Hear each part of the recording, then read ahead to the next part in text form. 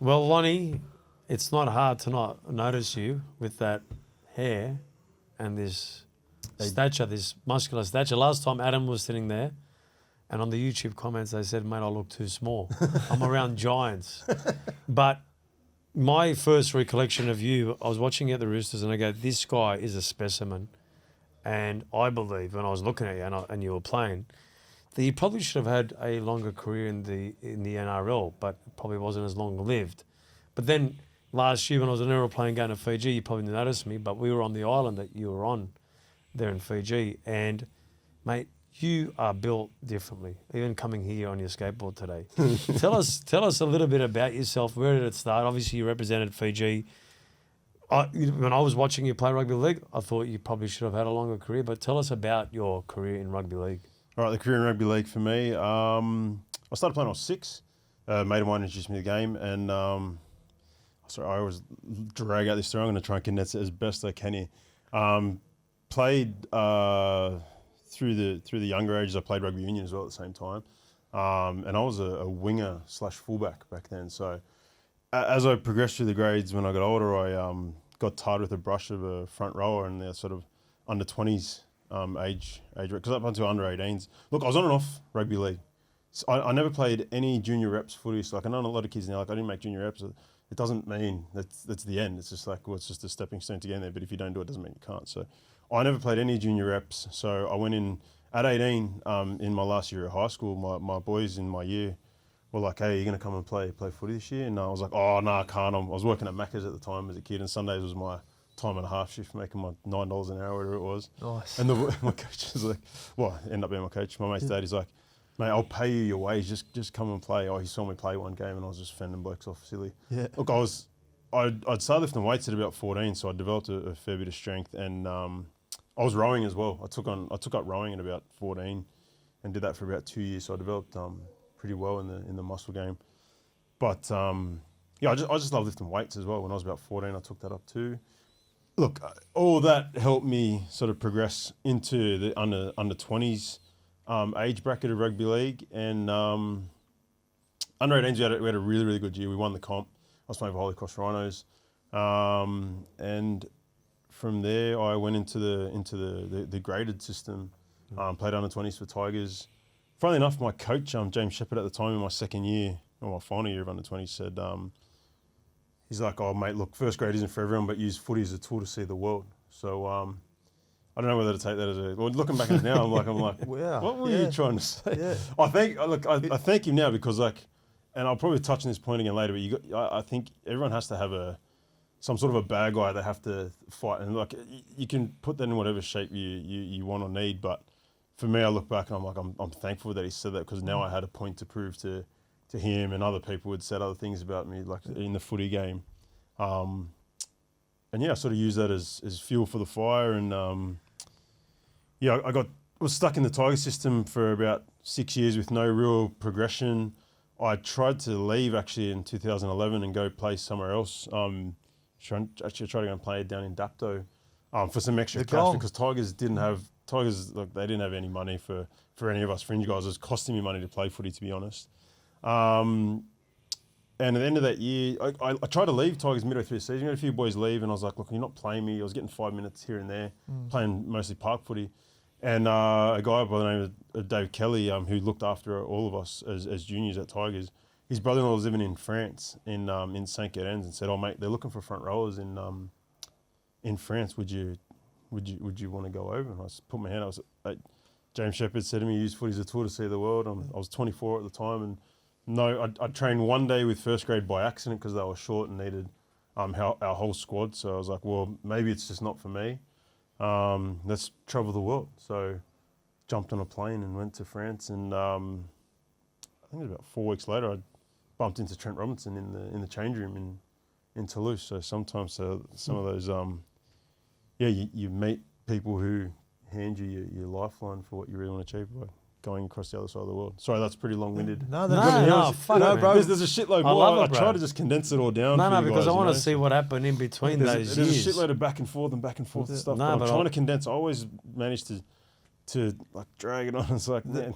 Anyway. There's always a Like that sentence that your coach said, there's always a method to someone's madness, isn't there? Like energetically, that created an opportunity for you to go overseas. Yep. When you went overseas, what were you expecting? Like, had you been to that country before? Had you been to France before? No, I'd never been. I'd been to England on a touring trip, but never to France. So it's funny, like looking back when I was a kid, my mum, I think like the first time we had a computer and a printer, I had my mum printed out a couple of things, and there was an Eiffel Tower in there, and she gave me a map for one of my birthdays and was like, hey, like use this, like when you like think of all the countries you want to go and visit. And mum, I just still remember, mum printed out this picture of the Eiffel Tower, and at the time she'd never really been anywhere. She'd been to Fiji, but she'd never been anywhere in Europe, and she's like, I'm gonna go there one day. And yeah, I just had that sort of in my head. I don't know why, that just sort of sucked us the chance to go to France, because mum had always wanted to go there. Was pretty cool. Just another like a weird little connection somewhere along the way, you know. It's all subconsciously you took the download. It didn't have to be there, but like I just wanted to see and explore the world, and France was just it was an opportunity, and I needed to get out of that Tiger system. Yeah. You know, to be honest, I still think the Tiger system is pretty poor, because I came through Roosters system as well. Yep. But getting out of there was probably the best move I ever made for myself. So. With all that, I want to go all before that. Obviously, proud Fijian. Is that something that was instilled in you from a young age from your father and your mother? And it's because you can obviously, we were speaking upstairs before, when you speak about Fiji, you light up and can you give us some input on your Fijian culture and all that sort of stuff? Yeah, so Fiji for me is a huge part. You know, like I feel in Australia, like culturally, there's not really much to grasp onto here. But like, lucky for me, my dad's from Fiji, and we're from like warrior bloodline, chiefly bloodline. Like it's like the more I look into it, the cooler the story just gets. Because like I see a lot of memes with things that like dudes want to like die on their shield type thing, you know. And I don't think anyone, like the way the world is at the moment, you don't get a chance to sort of test yourself in the coalface. We got to do that playing footy. And I think that's lacking a lot in the world. You know, you don't get to go into battle. I mean, like I understand the business world. You can take it as like an example of it, but like I'm lucky in the sense I got to test myself against some of the best sort of athletes, I guess, the modern day warriors in the world, and I held your own. didn't die. I didn't die. I'm still here. Yeah. So yeah, I got to get a taste of that, and I feel like I'm constantly like yearning for that style of like combat and the contest, I guess, is what the way you want to call it. So for me to tap into that stuff, I mean, like it would have been 200 years ago, the Fijian people were still like tribal warring. I don't know. I feel like within my blood it's that want to like always constantly go and have to defend like your honor or something like that, you know. Like I can't really describe it. That's the way it feels to me. So it's cool to be able to fly that flag. Yep. And for me now, like too, I have an opportunity and a platform, you know, to sort of promote those people, because like in Fiji, to be honest, it's pretty poor. It's like pretty hard day-to-day life. But like I hope I'm doing a well enough job of showcasing what you can do if you apply yourself in something. Like I love to like I keep referring to like genetic potential in my like social stuff. Yeah. Because I think us as Fijians, we're some of the best athletes in the world, both male and female, and with the right inputs from what at any age you can take the right inputs, but we can express that potential like far beyond where everyone currently sees themselves. So I'm trying to wave that flag as hard as I can to have like the next generation come through and be like, you know what, if I want to go and play baseball, I have like within now, look, I'm only half Fijian, but I can express this. Now, what if someone with full Fijian bloodline goes on to play in the NFL? Or actually, one of my cousins, Latia, has just got a trial with some NFL stuff. So I mean, there's pretty much anything that we can do. So I'm just trying to fly that flag hard for them, you know. So. And whereabouts is your bloodline from in Fiji? So my grandma's from VCC, which is actually First Landing. So it's where the Fijians first came into Fiji, and I'm pretty sure from one of my aunties, someone explained to me that they conquered someone else who was there beforehand. Okay. I'm not up to date on my history, but so when you're from that place, it's like everyone else came from the back of that space. Yep. They reckon that we came from Tanzania, Yep. travelled across, and then landed in Fiji. Fought off whoever was there first. And my granddad is from the biggest village in Fiji called Tavua. So, Excellent. yeah, that's Fijian. What I was gonna ask was, you're talking about the Tiger system. Yep. And obviously, you got a taste of the Roosters, and club. it was a great club. What yeah. a club. Let me ask you a question, right? If you were in the Roosters system at that young age, do you ever wonder what could have happened to you? Instead of being at the Tigers for that many years, not getting a chance, and the system wasn't conducive to what you probably needed. Yeah, I do. But yeah, look, I think I was 29. I think when I first Debut. got my first full preseason in the NRL, and I only survived in there just off sheer grit. And I was working full time at the time on the council as a garbo, running 6Ks before the training day. We were running 12Ks some days with full wrestle, full everything, full contact. Yeah, look, I would love to have had my time over again and just been full time from a real young age, but I don't know. I guess it just adds to the story, right? It just Does. it probably wouldn't, like, I know a lot of kids would go through the system and no one really know who they ever were. Like, it's sad that they get lost the system, but I guess my story is something else that someone else can grasp onto and yeah, use it for whatever they need to. And what was the difference? You said the Roosters were so much better in what they do from the ground up, the foundations that they build on. It's going to sound trivial, but look, when the first time I guess I had many interactions with many of the first graders at Tigers, it was like you're in your place, we're here, we're better than you, and you should know that. You walk in the Roosters, everyone comes up to you and shakes your hand. Doesn't matter who you are, where you're from. Jared Hargraves come up to you, shake your hand. Boyd Cordner come up to you, hey mate, how you going? I'm Boyd, nice to meet you. Like, it's just, they break the ice from the start. I mean, they'll smash you at training. Like, I remember my first day, wrestled Boyd Cordner, I threw him across the room, but the ice was broken at the start. There wasn't a wall up. They showed that they were the big dogs by what they did on the training space, as opposed to Tiger space at the time when I was there was like, I love Lottie Takiri. Yeah.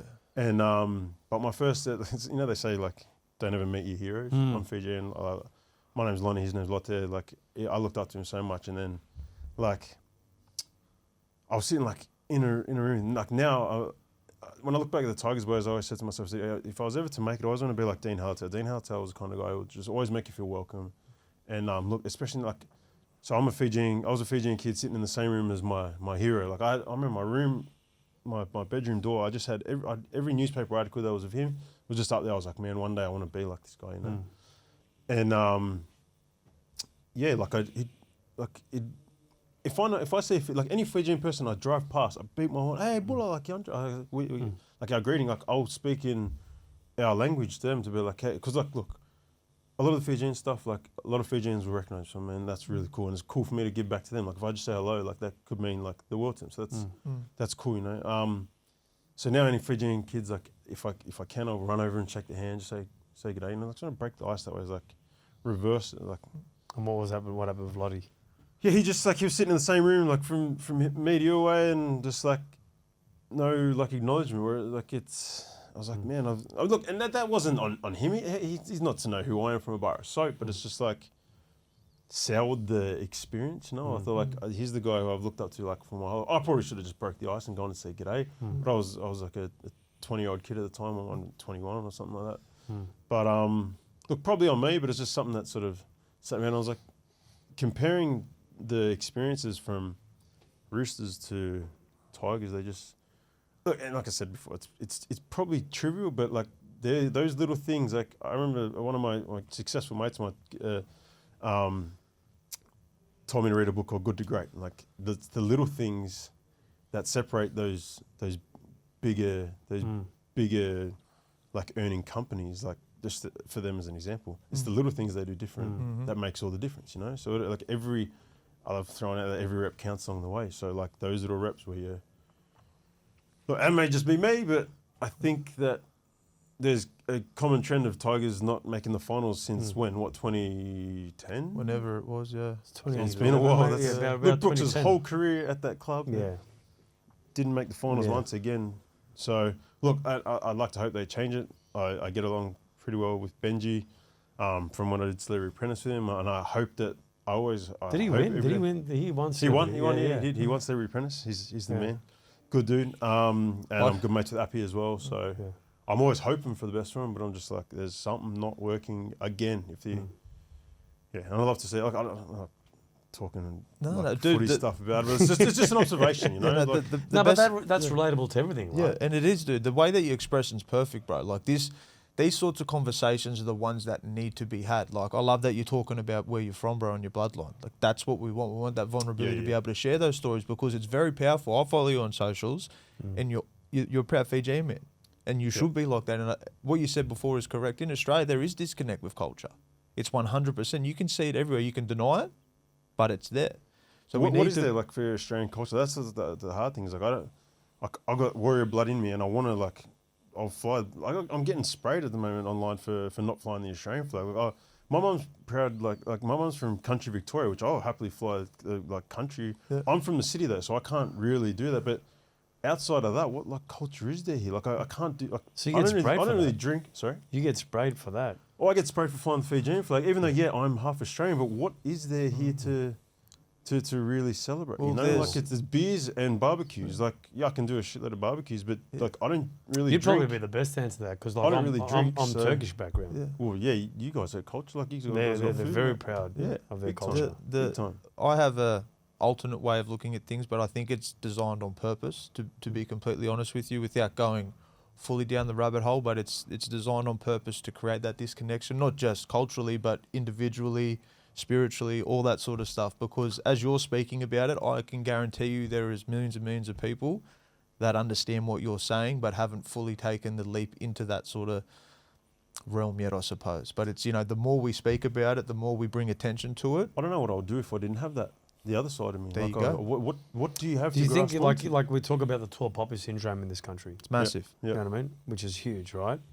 There are a lot of great Australians, but you're right. It's not like those Australians fly the Australian flag. It's like, I think there's a lack of leadership in the Australians in terms of, hey, we're proud Australians. Like which Australian do you really look up to that's a leader, that's like a warrior, that's going, hey, we're going for it. Like you see you talk about the warriors in your country, like every country's got this history about it where they have those warriors, like the Turks had the Ottoman Empire. I'm not saying, everything was good within that, but there was always someone, there was an empire or warriors that were the leaders of that empire.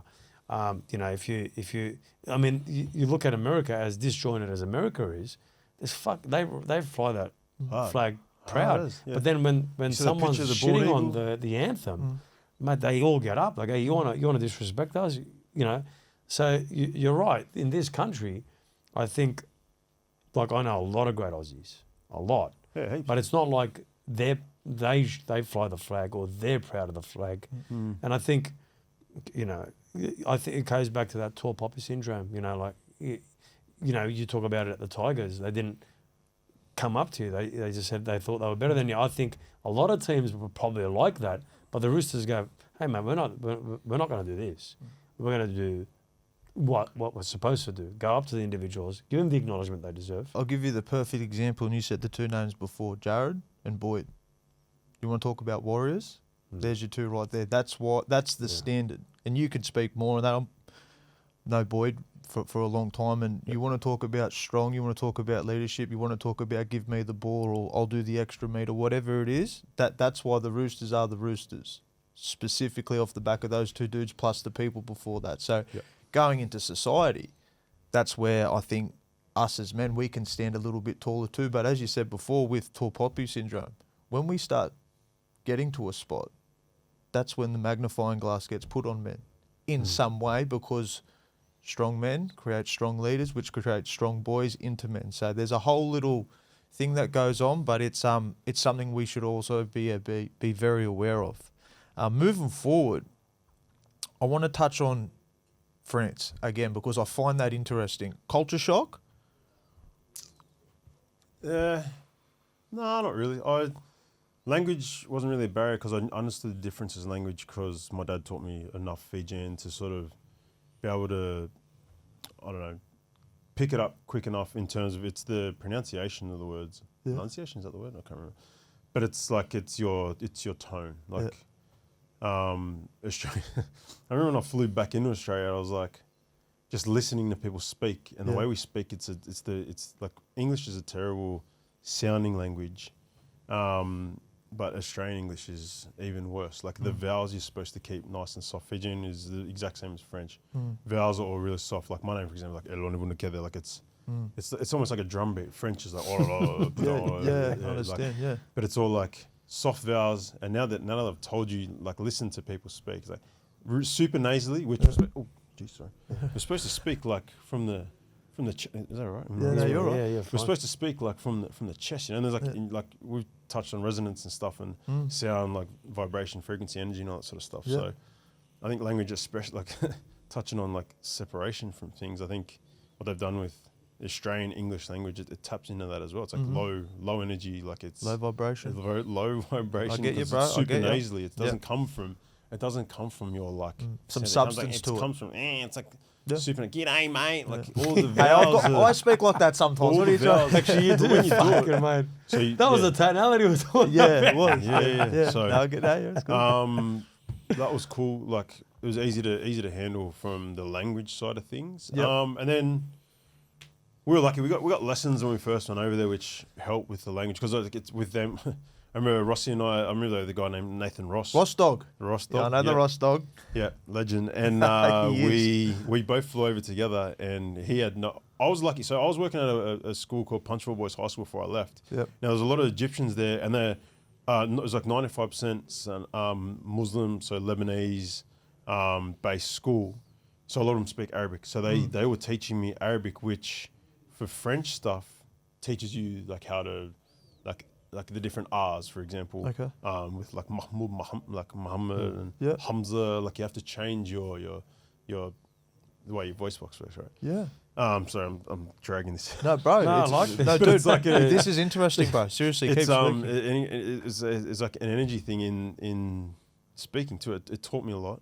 So when I moved over, the Egyptian guys were teaching me because French was the language in Egypt for ages. A lot of those guys taught me a lot of French before I went over. So Interesting. I guess I assimilated, I guess is the word. Yeah. Pretty easy with the I could understand, but I couldn't speak. So Rossi and I, our first day we landed, Yeah. Rossi's like, it was 4 a.m, we're jet lagged as hell, and Rossi's like, bro, should we go get a coffee or what? I was like, yeah, let's go. I'm keen to go for a walk. Yeah. So we walked to this first cafe we could find, and Rossi's like,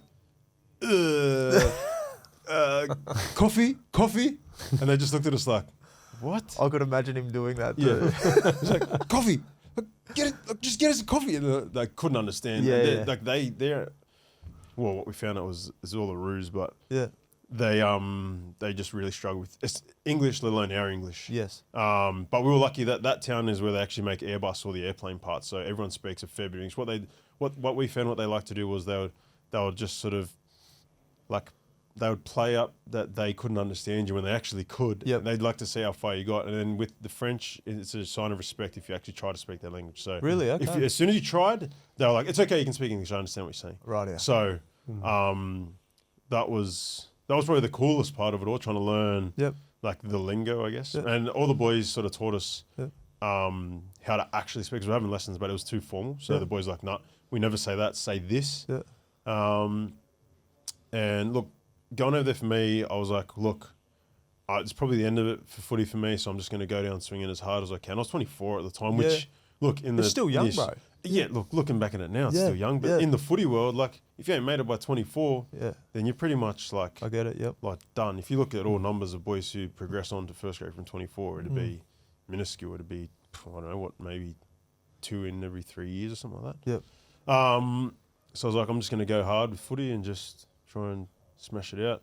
All the plays were in French, but hey, footy's footy. Footy's a universal language, you know. Just run hard, tackle hard. That's all it is. 100%. Try and smash as many of the Frenchies as you can, and You're intelligent, Lonnie, right? I obviously I said before again, you follow you on socials, open mind, all that sort of stuff. But I want to go to your personal growth? Because as you spoke before, lifting weights at 14, dietary-wise, you're 10 out of 10. Obviously, physique, the way you look, you carry yourself well. What you teach your children, you and your partner, is very powerful, dude. Yeah, Mel's like switched on. I sit there in awe of it when I see it on socials. Like I'm passionate about those things too, and I'm still in a learning phase with everything like that. Yeah. What took you down that path?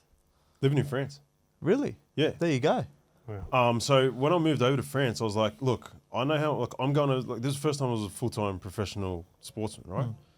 And I was looking at I was running the numbers in my head, and I was like, how much time am I going to have in a day? Like, which our mornings we'd wake up at like 6:30, like lazy breakfast, then cruise into the gym at 7. We'd have a 45 to an hour gym sesh, and then we were done till 12. We'd have 4 hours, kick Do back, whatever, do whatever.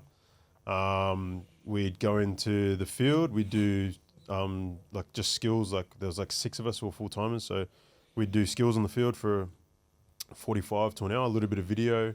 So there's 2 hours done for the day, and then we'd have field at 5 o'clock at night after all the boys had finished work for about 2 and a bit hours. So it was 4 hours of the day. I was like, I'd run the numbers in my head.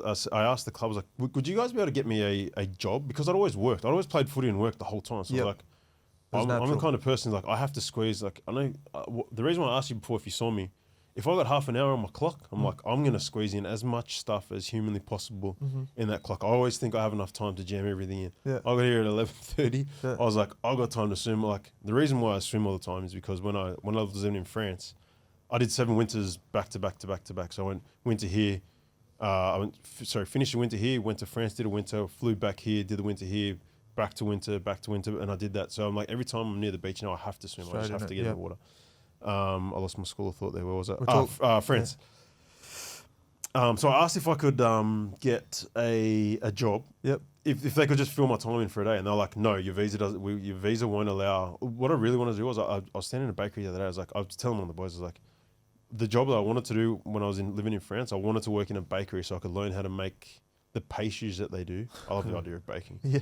I'm average at it, but actually, my wife would say the opposite. I'm terrible at cooking. Yeah. But I would have loved to have learned that skill and brought that back here, because I think pastries in Australia are like average, very average compared to the way they did in France. So yeah, we had time, and basically there was this app called Stumble Upon, and it was basically just would take you to any random page on the internet of you just pick your likes at the start, like, and I started with the conspiracies. I'm pretty sure, starting conspiracy stuff. Always a good start. Yeah, just teaching me stuff about Tesla, and it was just random things about random things, but everything sort of it's basically like, I like to think of your brain as a giant puzzle solver, right? You just throw as many pieces of the puzzle at it, and it'll find a way to connect all those pieces and build that puzzle, So I'm just constantly throwing stuff in the blender, and we'll get the end result at some point, and I'll find a way to connect one dot to another somewhere along the way through some weird. And that was with, like, opening your mind. Was that what led you down diet and all that sort of stuff as well? Training, because the way that, like, you look fit, dude. You know what I mean? So that's what I was alluding to. Is did you begin to think, I can create this version of myself from here to whenever I feel like, then I can pass that knowledge on to my children? No, that probably sort of got absorbed along the way. To be honest, I couldn't cook when I was living in France. Yeah. Me and my mate Bluey, I think I had chicken pesto pasta probably about 14 meals a week, I reckon. And the other couple of meals would be going to a restaurant after a footy game or something like that. So I started learning about diet and stuff there whilst in France. And then the second year we were there, there's a guy named Mark Kerala who came over. Now Killer he actually came from Roosters. Yep. And I think it was Anthony Mincello, might have been Keegan Smith, I can't remember, but one of the two of them had got Killer onto food stuff, and he started teaching me about more food stuff, and Greg, one of the other guys was living there with us, started teaching me about food stuff too. So I was having these two inputs of more food stuff. Look, to be honest, I never thought about any food ever, but now so the thing was with Killer too, his sister had like very, very severe autism, and he said a couple of diet changes and they managed to like pull her back to, I think they got her back into, I can't remember, but market improvement, like drastic improvements. So they got the brain ticking, and I was like, hang on a minute, the inputs here, they matter. Like, Yes. I mean, I should have known that from the start, but I never had to worry about food because I was lucky genetically. I could eat whatever I want. I never put on I worked at Macca's for like 5 years when I was a kid, and I probably ate like I think it's on your lunch break they give you half price Macca's, and I mean I got the biggest quarter pounders you could. I used to make them myself. The most giant quarter pounder. The breakfast I used to make these hot cakes of like 10 hot cakes in Germany and like eat all that shit. Yeah. But I ate like in the most formative years of my life. Looking back now, I probably ate like the most terrible diet. Yeah.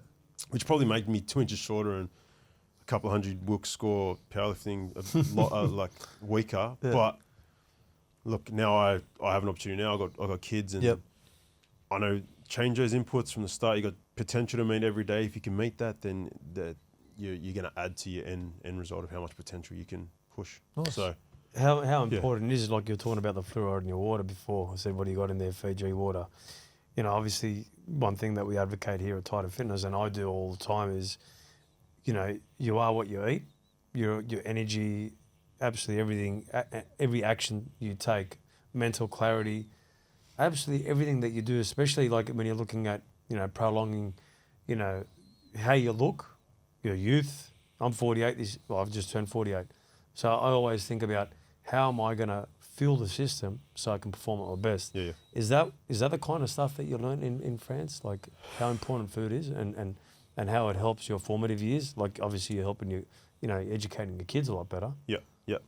I probably developed that over there, or the base for it anyway. And then as it went on, I because it became more of an interest to me, I just kept throwing it in there. I was like, well, and then it became just like, well, what's going to be like more functional? Like what's going to give me like, it's like like for me with food, it's like function over taste. Like I'm going to eat a steak or I'm going to eat a cheeseburger. Like the steak's going to be more beneficial to me. So at the amount, like I'm going to eat that way more often than not than I'm the other thing. Look, don't get me wrong, I like a burger, but like what's it going to be doing for me? Is it going to be adding to my sort of my potential, or it's going to be taken away from my potential? So yeah, I just like to cast that. I know there's a lot of like influence and stuff that say that's a bad thing, but I'm like, look, you at the end of the day, like, yeah, what do you want to be? Do you want to be fat and shit, or do you want to be like?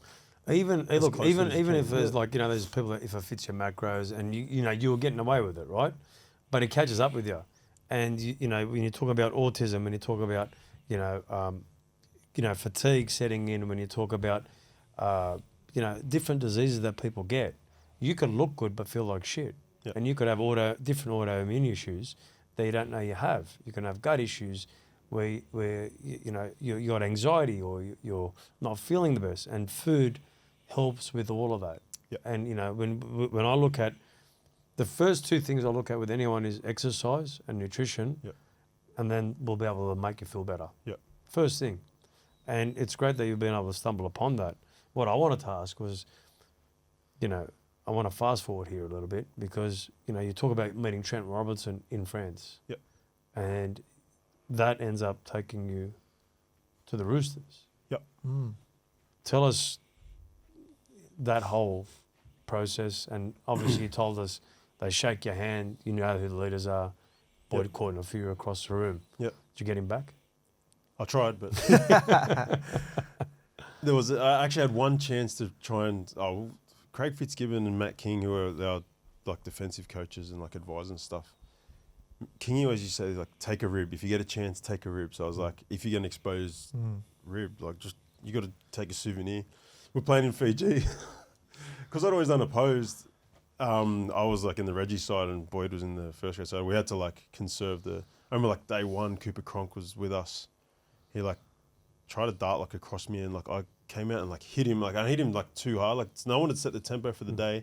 So I just like hit him and then Fitzy ran over and pulled me aside. Like, hey mate, just so you know, don't hit the $1 million halfback, please. All right, just look after him. So like from there, I was always like just go as hard as I possibly could in all my stuff. And I was lucky. I was always like hard bone and stuff. So I never really got hurt, but everyone like hated getting hit by me. Look, I probably didn't ever hurt those guys, but I had one chance to try and take one of Boyd's ribs, and I stupidly reverted back to like conserve the top tier boys. Like someone, I think Bill Kickout had him and turned him, and I was coming across the like cover, and I had the perfect shot, and I regrettably now I didn't take a rib of Boyd corners. That would have been a nice trophy to have. But anyway, long-winded story. But How was what was it like at the Roosters? So you've finished in France. So what happened with Trent? How did you get there? How I actually got there? Yeah. All right, okay. So how I got there. So like I said, I spent 6 years at Tigers, got nowhere, never looked like ever getting anywhere. So I moved to France. Right, Robbo's coaching in Catalans, but he had one of his players and his wife is actually from Toulouse as well. Okay. Robbo played in Toulouse as well in 2007. I think he captain coached there. So Robbo was up for the day. John O'Ford, my now brother-in-law, had him as a 20s coach at Newcastle, and he was in it. Just like, I didn't know who he was, but John O, my brother-in-law, was like, "Hey, go and introduce yourself to that guy over there. His name's Trent Robinson. He's my coach from 20s. He's a really good dude." So I went, "Hey Trent, how you going? My name's Lonnie." He's like, "Oh, hey mate, how you going? Nice to meet you." Had a little chat, and then we had to start training. So I took off and didn't think anything of it again.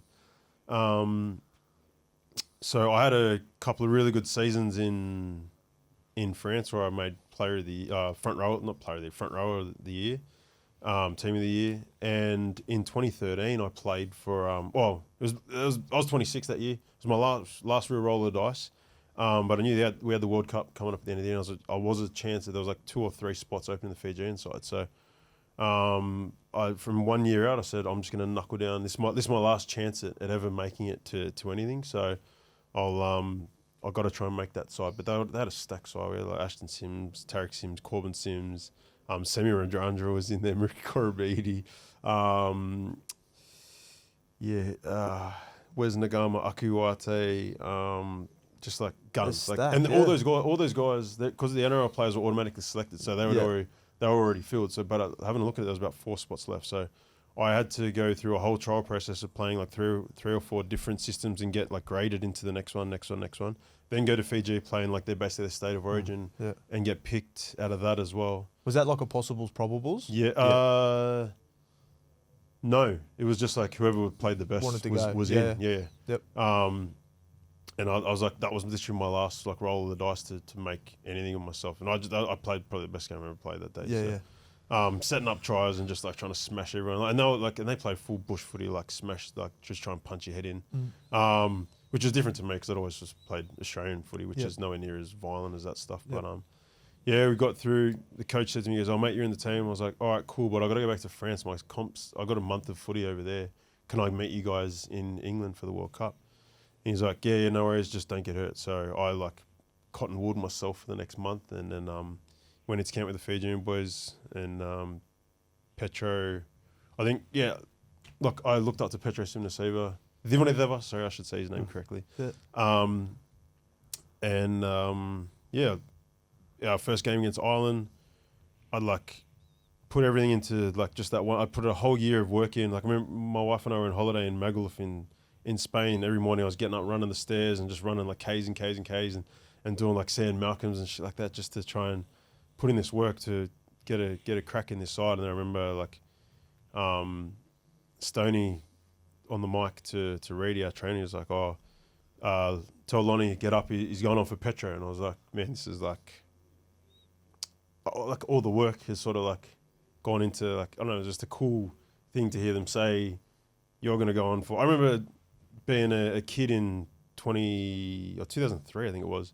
Me and all my boys, they loved the Roosters. I went to watch Roosters versus Brisbane, and I was a kid in the grandstand watching Petro wind up off the kickoff and just smash his way into the Roosters boys, and like that, he's like a Fijian like cult hero, and I'm watching him as a kid, and then like, it was 10 years later, like stand alongside him. I remember we got to the semi-finals, the quarterfinals against Samoa, and Corbin Sims spear tackled someone. I got thrown into the starting side, and it's funny, like my brother-in-law is Tim Laffey, who was on the Samoan side, so they were doing the big civitar against us, and I had Aku and I, our mum and dad both worked together, so we're like tight as, and but Aku the whole time, like they were doing their war dance, telling us they were going to kill us. Aku the whole time was like, just like in Fiji, like, ew, mate, which means like, come, I'm going to fuck you up.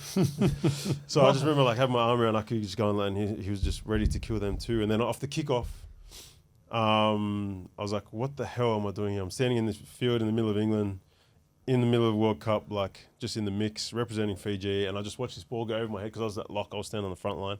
Went over my head to Petro. And at the time, I just remember like, I remember like 10 years ago as a kid sitting in the grandstand watching this, and now I'm getting to live. I had like Marty Tapau at the time, was one of the guns, like all the Samoan like guns just sprinting past me, and Big Pet coming straight back at me, just going boom, just hammering into the line. It's just like, just surreal, you know, like that I got to even live anything like that off the back of like just hard work and no real. I'd played no first grade. I'd no right to even be there. There was other guys who probably deserved it, but I just was I'd done enough work to gain like it probably means nothing to non-footy people, but it's like I said, like I've got that warrior blood in me, and like I need that, and it's cool thinking back. I love and those it was only like the stories. scratch of the surface of the whole sort of thing, because there was more to come after. And I was like, look, if I could die at that moment after we beat them, that'd be a pretty cool time to die, you know. But there was more in the story after that too. So Robbo, I think from what he said, he saw me playing there because he was. Oh, that was the year they were at the Roosters. That he'd gone to the Roosters and won the comp with them. So when I came back to that was in between coming. So again, this is a long ass story. I finished at the start of that year. I knew I had to try and play the highest level of footy I could. So I came back to Australia to play reserve grade. I went to which club? I went to Wenny, because Wenny was close to home for me at the time, which was Para's reserve grade side at the time, which is like 20 minutes up the road. Beautiful. Yeah. But I couldn't get a start there. Semi Ranjana was actually in that side too. And what was it go? Sorry, I'm trying to rack my brain of the timeline here. They couldn't get me a start because like they had first grade boys coming back, the whole politics of footy. So Wyong Roos had come into the system, and my brother-in-law, who I played with at Toulouse, he lived at Toronto on the coast. So he's like, look, I'm playing at Wyong. Come up here and play with us. And I was like, oh man, it's like an hour and a half out of Sydney. It's like so far. And me and my missus were around the corner that weekend. Her mum, her nan lived up on the coast. On our way home from the coast, we went to watch them play, and they got smoked 54-0 by Para that day. Oh no. Matt Ryan actually said to me that day, he's, hey, are you playing? I was like, nah. He goes, why don't you come play at Wenny? So I started going to Wenny training. And my missus the other day said, she's like, would you ever come and play at the club here at Wyong? And I was like, nah, no, they just got pumped 54-0. Yeah. I was like, no. It ended up being probably, again, another one of the best moves I ever made for my footy life. Yeah. I spent 6 years there. I played first grade through them. In 2014, I played alongside Oga, which as any front rower for footy, like if you're going to learn off someone, he's the number one to learn off. Yep. I love Oga, like as a dude, but as a footy player, he was just a different beast. They just never took a backward step and just gave it to everyone. Yeah. He gave it his all and everything. I was pretty lucky I got to play alongside two of the best in Petro and Oga. Yeah. Jazza as well. Napa, yeah. Some pretty cool names. Yeah, far right. Just have a couple of void corners. Talking about a few warriors there. Yeah, but yeah, like the whole way this whole thing came about was just chop and change around the world. Like, and so we went back and forth. Jono, my brother-in-law. Jono played at the Roosters as well. Jono Ford, Mark Kirale, our fullback there. So the three of us, we'd do a season at Wyong. Yeah. We'd do the whole season in Toulouse, and then we'd come back to Oz, finish the season with Wyong. And then fly back to Toulouse and play the whole season again. Yeah. I did that for 2 years, and then I was buckled because I had a World Cup in the middle of that. So 2015, I had an off season, and then I was like, well, I think I was 27 at the time. I was like, I don't know for how much longer I'm going to keep playing. I've done some pretty cool stuff, so I'm just going to go as hard as I can this year. I want to try and, I don't know, I always said to myself, look, if it's the end for me, then I'm going to go down swinging as hard as I possibly can. Like I'm just going to, just go down swinging. We'll just go down swinging as hard as we can to the end. And then 2015, I made the team of the year in reserve grade, and we actually Roosters took us on as a reserve grade side. So that's how that sort of came to be. I had a really good year, got named in the team of the year, and I'd flown to Fiji and with a couple of our staff from Wyong as an end season trip, and like a footy, like providing gear and stuff trip. I actually had a wedding over there too. And Robbo, or someone from Roosters told the Wyong guys, they said, tell Lonnie to come in to pre-season training when he gets back from Fiji. Which at the time, I just got a full-time job on the council too. So and those full-time jobs don't come up that often. So Robbo goes, I'll come in 1 day a week. And I was like, how the hell is this happening? I'm like 28 years old. Like it probably shouldn't be happening for me, but it is. So Did we he just figured out a way to make it Did work. he explain that to you? Like, did he explain like the 1 day a week? Why did you earn the right? Obviously, making the team of the year. Was it? No, it was never explained to me. He just said to me like in passing, he was like, "Oh, mate, I've had my eye on you for some time. I've seen some of this stuff." And I think one of the things that helped get me there, Fitzy mentioned it in passing. I'm pretty sure one day. He goes, look, we had a look at your stats and we found that you hadn't made an error with the ball for like 2 years or something like that. So, look, I guess for kids out there, like, be mindful of what you're studying on. Like, these good high-level coaches, they will check everything like that. Had I have made 15 like drop balls in that time period, then that's probably going to be a check mark against my name, you know. So, like I said before, the great like businesses, places, whatever you want to call them, they look for these little things. All these little things, they all add up. It's what separates them. That's exactly right. Yep. And it was just details at the club at Roosters. Like, I had to learn everything fresh when I went there, like just systems and principles, because I was never taught. No one ever taught me how to run a line. I don't know if that's a coaching thing. Like, I've spent 6 years under a couple of different coaches at Tigers, and I think they just assumed that I knew a lot of these things, and no one ever. I remember one day I made a line break playing for Tigers. It was like a 50-meter line break, and look, I was a winger, and like I was a winger, centre, and fullback as a kid, so I had a bit of speed enough to break the line. Like, I don't know how many front rows making 50-meter line breaks, but I've made 2 or 3 of them. And then drew a pass to the fullback, and we scored off the back of it. And then all my coach said to me at the time, he's like, "Mate, you know how you made that line break last week?" I was like, "Yep." He goes, "Do that again." Didn't explain to me anything about spacing. Like, now I look at it, I exactly remember the play in my head. B was too tight to A and slipped, and that's what opened the hole up for me. But at the time, I didn't know that. No one explained. Like, I think coaches often assume way too much. Yep. I think there's a time and place. Look, me as a coach, I'm like, sometimes I just need you to do what I'm telling you to do because I've done all the thinking. Yep.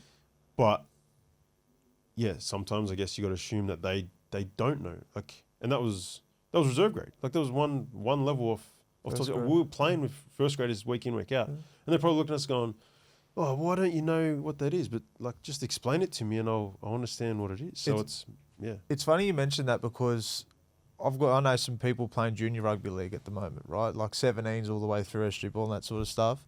And you are right. People assume. Yeah. Yeah. That's true. Yeah. I feel the whole point of a coach is you got to have 30 different personalities to cater to 30 different people. If you think everyone should listen to you, well, you're missing the point. That's my view, though.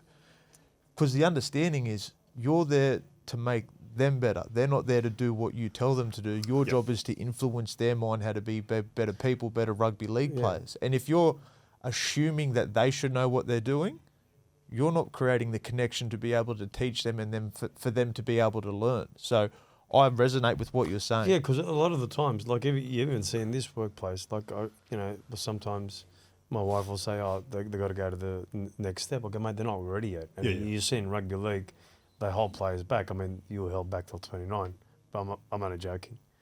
You weren't held back till 29. It's probably me holding myself back. No, I reckon it's the system you're in previous to that, because you hear of a lot of people going, and it's the same in business. You can go to a business where you don't get given an opportunity, but if they said if you do A, B, and C, and if you go away and do the extras and you get to this next level, you're going to get an opportunity. Yeah. That's how I look at business myself. I mean, not everyone's the same. But I go, if you go away and do these extras, you're going to get given an opportunity. Some people, like in rugby league, it's not in your case, they won't go away and do the extras. And like you look at Cooper or Cronk, and they'd always say he'd be the last one to leave, the first one to get there. He'd be methodical on his preparation, and it's no accident why he's there.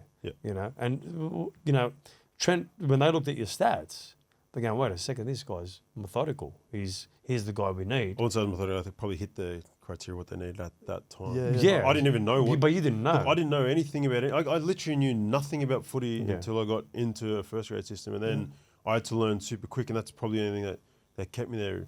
Robert would explain to me, he's like, "Where's your spacing right now? Like, why are you that far apart?" And then would explain the breakdown of their spacing system, because like even if you just can show like that players are in the right space, they can defend the team as well. They can deter a half from trying to run and engage you. And he was like, "Oh, I'll just pass. It'd be better for me to pass because we've got more space out there." Just little stuff like that. When you went into the system, How quickly did you pick it up? Because you ended up playing grade pretty quickly, didn't you? Played this at the first season you were at the Roosters Yep. full time. Yeah. So you obviously picked up what the information they were giving to you very quickly. I think what I had a gun to my head. I was like, so when I first went in there, Robbo's like, look, I know you got a full-time job, so I'll cater to you. Come in 1 day a week. So Yep.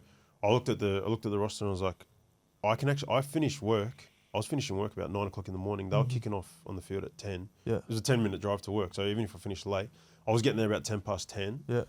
So I'd park on the field, or right next to where the boys. I'd get out, like pretty much just run onto the field and do like one lap for warm-up and straight into the session.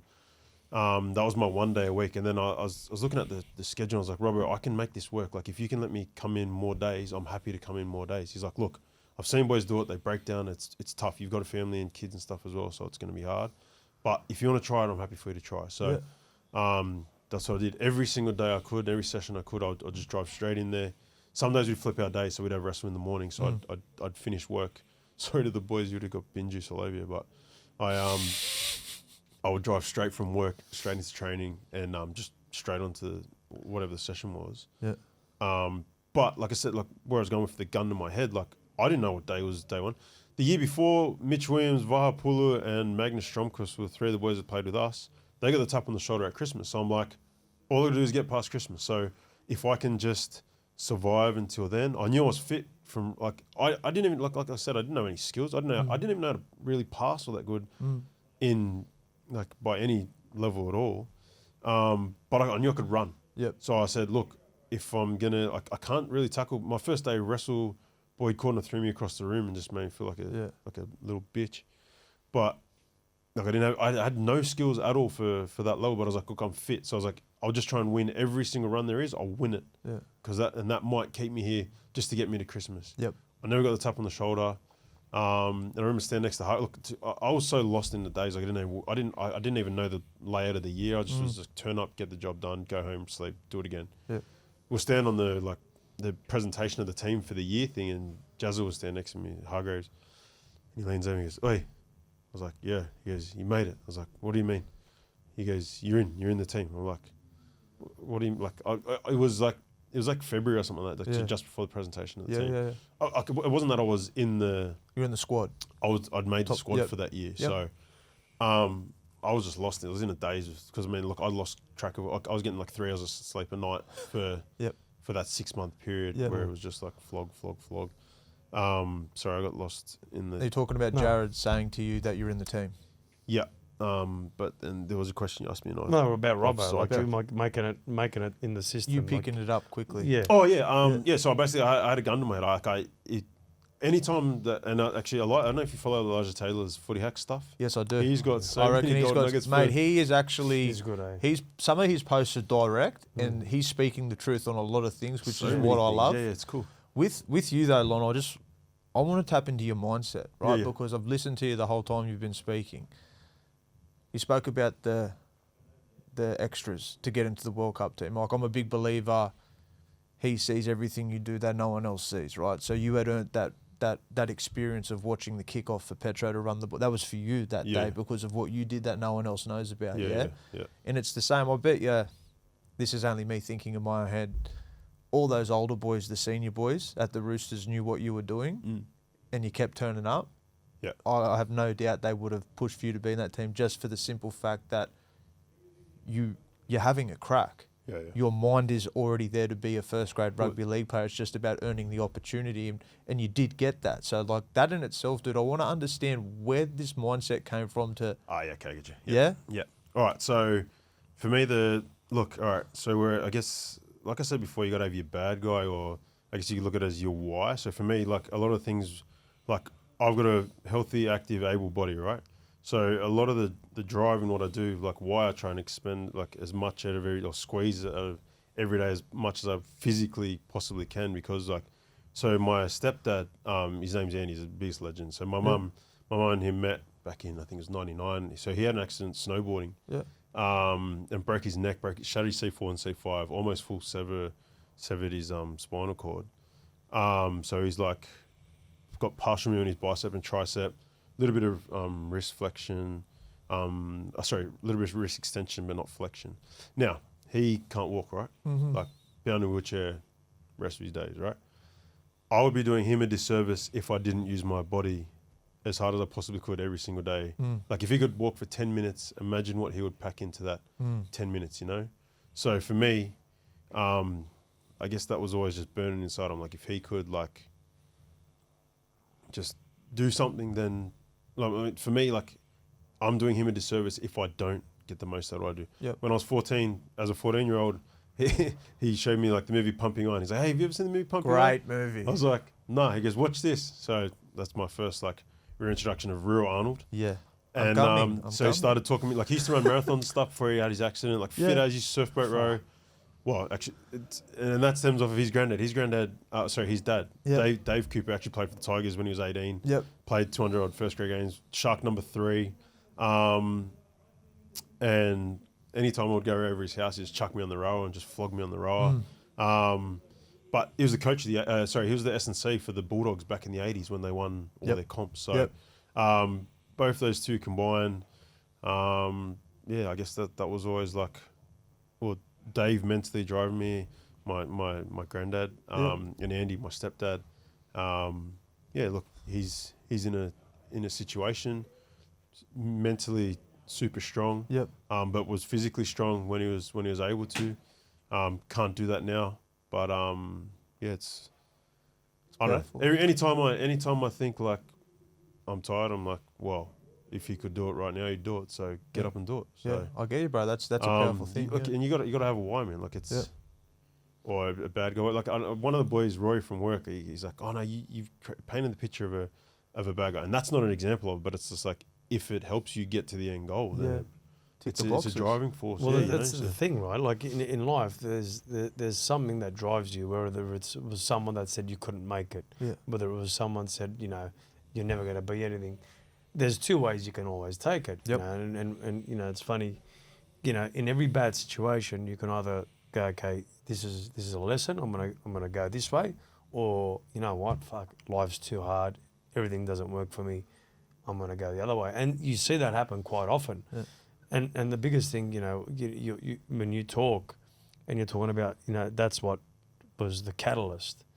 And to me, it seems like, we've talked to a few different footy players, and there seems to be like an identity crisis because, if you've played 50, 200, 300 games, it's 9. Like, I know, but what I'm saying is there's probably something that's fortunate in all that. Yeah. And what I mean by this is, man, you're a character. Yeah. Like I'm talking here, I'm going, this guy's got an identity. He's a character. He knows where he's going. He's continuing to forge through. Whereas there's a lot of rugby league players. Yeah, they get stuck. That was their total thing. Do you know what I mean? Do you think if say you were a 300 game player, do you think the system would have got you? Me? No, I don't reckon. I don't know. It's just something I did. Yeah. I miss it a lot because I thrive on the contest. I love that physical contest. Like I try and wrestle the boys at work now, and they don't want to borrow. Do they get it? What? Do they get, like, when you wrestle them? Do they understand, like, you just... Well, I had 2 giant Islanders boys who were on my truck, and I actually tried... I could get them for conditioning. I tried to wrestle both of them at once and tried to pin both of them against each other. How'd that go? It was pretty even until they highlighted me, and then they both got me. So, nice. But in terms of, like, identity stuff, for me, if I would have got absorbed by system if I was 300, maybe, I don't know. I don't think so. I look back on it and I'm like, it was cool that I got to do that, but like, there's so many more things in the world. There's a cool analogy of like, if you're a specialist in a field, you think your field is like, if you were to look at the whole sphere of it, like your specialist field is like this much of this much, So it's like, if you're like Sonny Bill, like even Sonny Bill, like like in America, no one really knows who you are. No one cares. Like for him to walk down the street in America, like maybe 3 people recognize him. Like it's not that big a thing that we're in. It's shit that a lot of the boys. I feel like a lot of the boys carry on in that regard. That like with the man, we play footy. Like, but you're in the scheme of things. You're nobody. You're a small fish in a huge It's almost pond, like man. everything that we do is insignificant, really. If we look at it like that, and we go, you know what? Every day we're going to go out and we're going to squeeze everything out of it, and we're going to see where our potential takes us. And you already had a lot of life experience before you played first grade. Like my thing was, Yeah, you'd have been the opposite. oh well, this is the thing, dude. I had the mindset of what you said before. I thought I was too cool for school, you know, because I'd wrapped my whole identity around that since I was 5. That's what I wanted to do. I got sacked when I was 22. The first time I got sacked for fucking how many off-field misdemeanors. Yeah.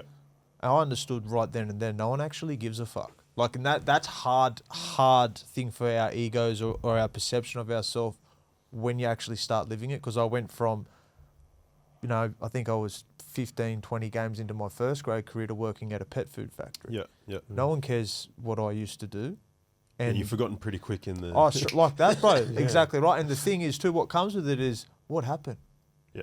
What did you do? Yeah, Weren't you good enough? Weren't you this? How come you would do that? And I'm sort of sitting there and I'm like, yeah, why the fuck would I do that? Like, that began to give me the mirror effect on what I needed to do to somehow shift away from that. And it took me a long time, bro. Even when I did get back into first grade, I was like, fuck, I can pinpoint now certain times in my life where I just did that. I became a victim instead of being victorious in certain aspects when I didn't show enough resilience to be able to grow. Yeah.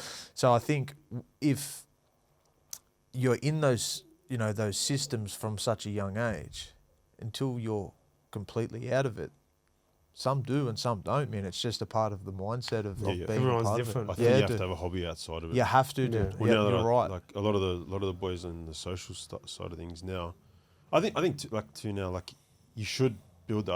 I think if you're in footy, you should walk out of the game now with like a social, like learn to build a social following, because like your branding. I mean, like Hainsey said to me, you guys, mate, build your brand bigger than the game, because the game will just drop you like that. 100%. At some point, they don't owe you anything. They like, don't. I'm thankful for everything, but they don't owe me anything. Well, you know what, dude? Like the biggest thing I've thought about myself was how I was when I was a footy player, as in the competition. You know, I had a chip on my shoulder, dude. I was 96, 97 kilos playing in the middle, but in my head, I was like, I'm not going to get put on my back.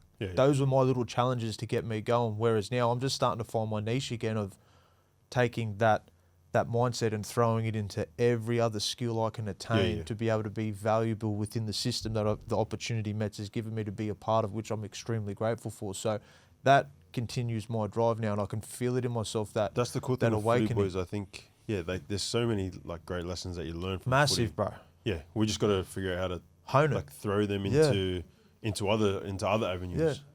Well, it's our mind. Instead of physically getting bashed or attempting to bash other people, once we begin to tap into our source, you'll see the warrior come out in all these men. It's sitting which dormant. the world needs. You know, it like does. There's a lot of people struggling. Yeah. If they just have a leader in the right space, put their hand up and go, hey, follow me. Yeah, let's go. And they're like, oh, okay, well then I can drop my own negative view on myself and go, well, actually, like, you know, I can make something of myself. I'm gonna go to the gym and start training. We're all capable. If I train more, then my kids are influenced more by that. Yep.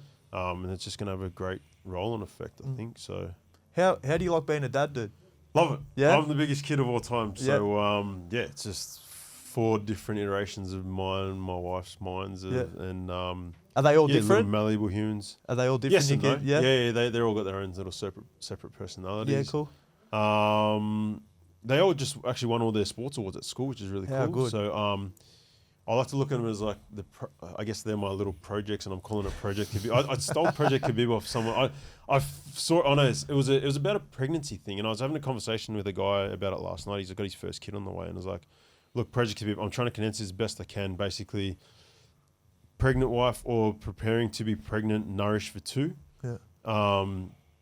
If you want to build a big ass house, you're gonna need a shitload of bricks, right? The more bricks you have, the bigger house you can build, right? Mm-hmm. Genetic potential needs to be met every day. So again, with kids, you need to nourish. Again, I'm condensing all my puzzle pieces in my brain to as best I can. You got to make it fun. So gamify, secret reps, as best you can. So with my kids at the moment, I like to call it like the race to 1 million reps. I broke down the maths on it. 274 reps a day. Every day for 10 years works out to be 1,100,000 reps. So if you get a kid who's at 12 years old, who's already done 1 million reps of, and that doesn't have to be anything it doesn't have to be anything specific at all, right? Yeah. Look, for coaches, I saw firsthand, 2016 at Roosters, we came 15th, right? Second last in the comp. And in 2017, Robbo goes, boys, we're going to be the best attacking team, I'm pretty sure he said, and we're going to do that through skill, right? And we just hammered passing skill. End of 2017, I think it was, we were the best attacking team, win the comp 2018, 2019. Mm-hmm. So that highlighted me like small details on passing. So I was like, all right, let's break the numbers down. In a season for a kid, you're going to do about, I think I worked out the maths to be 600 passes in a whole season. I figured out that you can do 1,000 passes in a night in about 20 minutes if you, just get a partner and you just go on 100 right, 100 left, and you just keep doing, and then you race them. You have a race to have you want to partner up and go, okay, you two will race, and we'll do race to whoever gets to 100 first. Yep.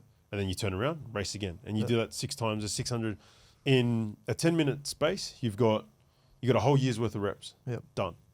Now, GG, my second one, her passing skill was terrible when she started, but we just hammered out the reps. We did a couple of years worth, not years, but like condensed it all down. So for me, look, it's just a giant game. Yep. Like I'm teaching my kids chess, like stuff like that. Just little, it's like inadvertent reps. They don't really see it as reps. I just make a game. Like Hayden Knowles was always like gamify everything at training, and so we'll just sneak in all those reps that we needed, but didn't even realize we're just having fun with it. And that's what I'm trying to do with my kids. Like we skate. They're all just little avid skaters. Like it's cool seeing them all dropping off the 15-foot vert out at skate park. What else have we got? What else? Swimming, like gymnastics. Got a little Ninja Warrior style gym called K43 out near home, where the kids get in there and just jump around on the trampoline all the time, just trying to practice backflips. And like I know about like tendon development and strength, and like you've only got a certain window. I think it's up to about 14 to develop that stuff. So like athletically, the problem is with kids, it's load management. So you don't want to have them doing, and kids are in a million sports. Like kids are doing 6 days a week sports, which is way too much. And it takes like 36 hours for tendons and stuff tendons and ligaments to, I'm pretty sure, I may be wrong, but I'm like, ballpark figures, it takes like 36 hours, like a day and a half for those tendons and ligaments to recover from the loading. So constantly trying to gamify things, manage load, but still expose them to enough to get enough out of it. Yeah. So, sorry, that's a long-winded answer. Dude, it's good. Look, I'm the world's biggest kid, but I'm lucky that I nerd out on footy stuff, and like I said, using footy as a tool for other things. Now I'm like, well, okay, I can develop them into whatever sport they want to do. Look, in 10 years' time, I don't know what the earning world's going to be like. How, like the purchasing space for housing and stuff like that, what kind of world are they going to walk into? I don't know, but if I can get them into a sport, like baseball players are making $1 billion a year. Like, yeah, money's not everything, but I know from the life of having a professional sport as a background, it makes things a hell of a lot easier. Opportunity. What's a training day's hours worth? Depends on what sort of cash you're on, I suppose. If you're a footy player, you're like what, 5 hours? Yeah. As a footy player, how many hours are we actually working? I personally think you could, if they wanted to, it'd be 4-hour days, but they spread it out over 8 to 9 hours. Easy. That's 2 hours on field, hour gym, hour wrestle. Plus you got your lunch in between. In between. You know, but they spread it out to make physio, video. Yep. You could condense it all down to 4 hours. Yep. But yeah, like I was able to buy a house. Like I had 2 jobs. I had 2 full-time jobs at the same time. So I was in a position where I could buy a house. If I wasn't playing footy, could I have done that? I don't think so. So professional sport. And it helps mentally too. Like you're going to need a brain. So why not do things that are going to add to giving you a better brain too? I get it.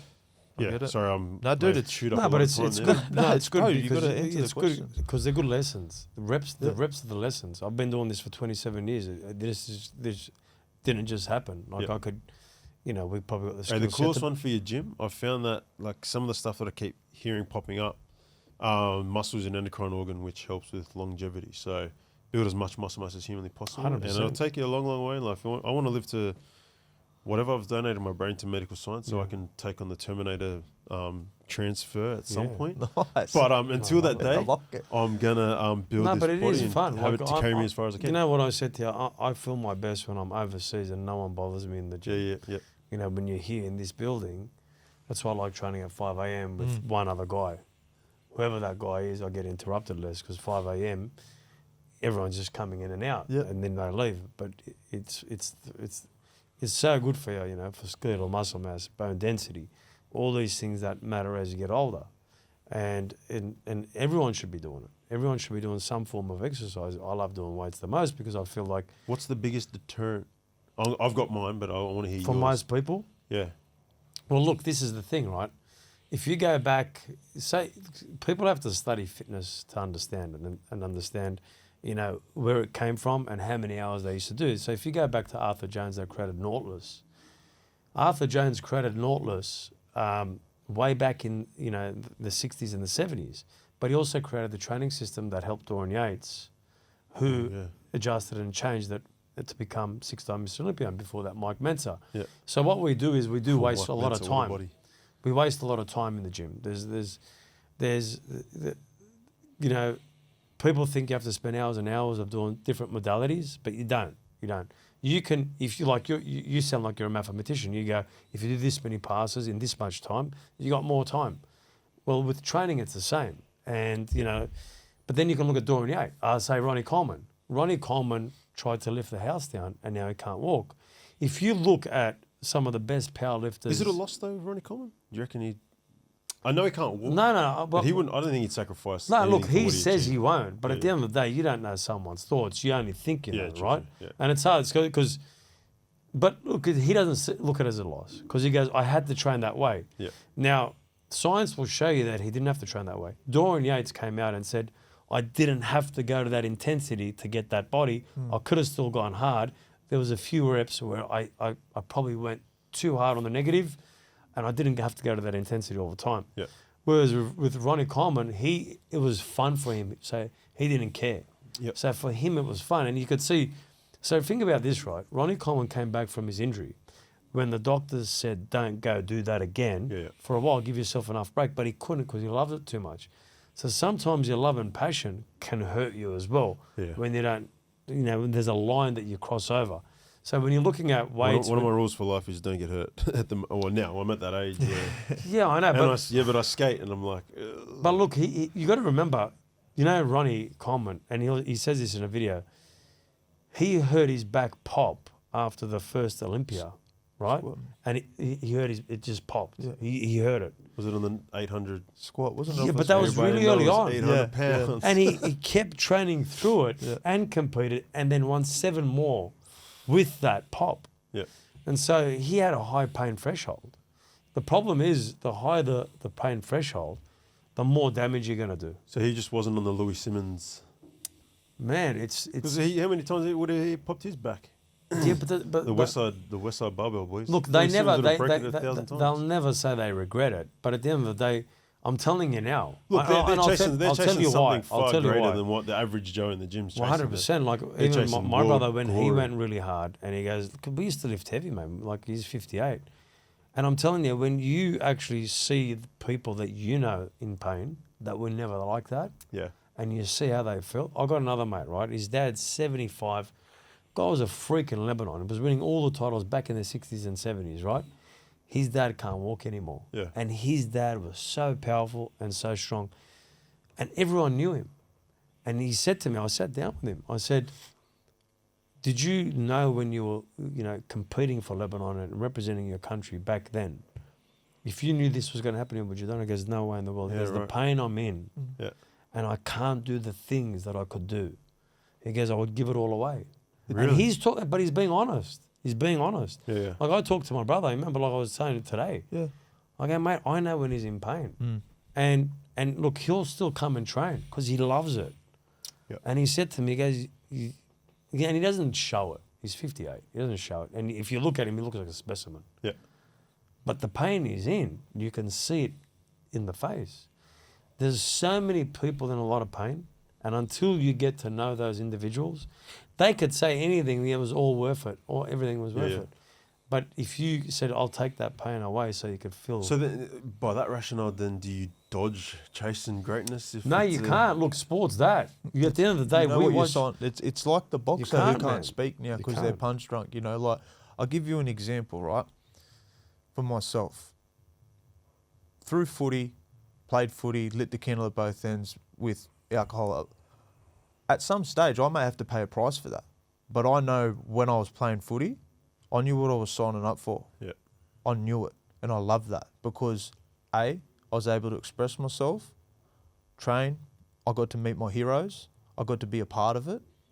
You know, I got my name's on a glass thing at Wynn Stadium. You know, so we all pay a price. Some, you know, they're just examples of people that paid the ultimate price, I suppose, in some ways. You know, running what I mean? with that, do those others who never got to achieve some of that? Do they is on the flip side? Yeah, they can walk, but do they ever get to achieve the? Well, It's maybe hard to say. It's hard like to we're say. speaking before. Maybe their potential had a ceiling. You know what I mean? And they hit it, Yeah. and that's where they And stop if and they they're go happy into with something that, else. I guess mediocrity to some. Exactly right. But No, but maybe like it's their even, maybe it's their ceiling. We all have different things that we can really excel in, and some things we just don't find as interesting. So we Yeah. go find something else. That's how I it's do it interesting, anyway. like because I was watching Honey Rambod yesterday. He's one of these. He's created like 21 Mr. Olympias, right? Yeah. And his whole thing was about safe, keeping them safe. Yep. And he was good mates with Ronnie Coleman. And he goes, man, I love Ronnie Coleman, but you could never stop him from going that hard. You couldn't even tell him. Even though there was great people around him to help him out, he just couldn't figure that out, that he could get there without trying to lift a record when he's almost in, like, the body fat so low. And Yeah. and so, you know, some of the best coaches, he goes, it's all about time and attention and full range. We don't have to lift as much, but we're going to strengthen the tendons, we're going to strengthen everything around it, and we're going to keep you as safe as possible, and you're going to win the How title. did Mike Mensah pass away? Look, at the end of the day, they were taking a whole heap of drugs, right? But how did he pass away? Was it a heart attack? I think so. I think there But was see, he kidney was a failure super- too, bro. see, I he- think there was see- kidney failure as well. Okay, so but he was a super careful, super cautious trainer, right? Would have saved his back a shitload. Looked the best, but then he died of a heart attack anyway. So sometimes you're like, well, I get hit by a bus tomorrow, so Yeah, I know. can we Look, just you can can we take. just can we just ride the knife's edge anyway? It depends. Look, you can take see where it any takes us? analogy, but it's different for every individual. Yeah. It's different for every individual. Like the people that I've spoken to, They wouldn't that- take the risk. they what go, it man, I sounded would have like, done things different because if I live in pain, okay, let me say this, right?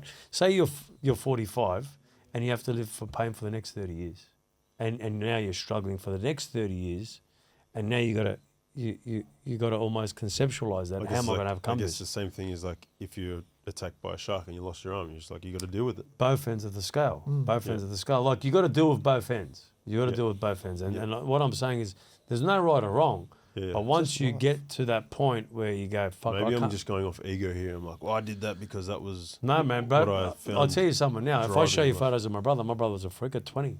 Yeah. He was a freak at 20. He was winning all the junior national titles. Yeah, yeah. Like I used to live in the bedroom with him. We were living in a two-bedroom apartment, 3 brothers, and he's got a gym set in there at Yeah. the age of 16. Yeah, yeah. And then in 1 year, he just blew up. So he was a genetic freak from a young age. Yeah. And so just because you're genetically gifted, it could work against you as well. You know, and I said to him, what if you took all the drugs in the world? He goes, mate, maybe if I took all the drugs, I wouldn't be here. I wouldn't be able to see my kids anymore. And he goes, I'm glad that I got hurt when I was young. Like all these things happened to me when I was young, because then imagine if I did go down that route, what would my life be like? Yeah. You know, so there's 2 ends of the scale, but what the best thing you could do for anyone is teach them a better way.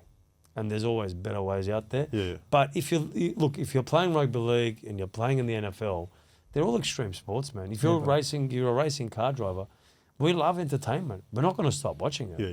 Do you know what I mean? But there's certain sports that are more dangerous, like boxing. Like you look at CTE, you look at what's happening. All these athletes, you're looking at these new studies. You know, you're playing soccer. Yeah, you get there's these soccer, small yeah. concussions consistently, and these soccer players now are struggling.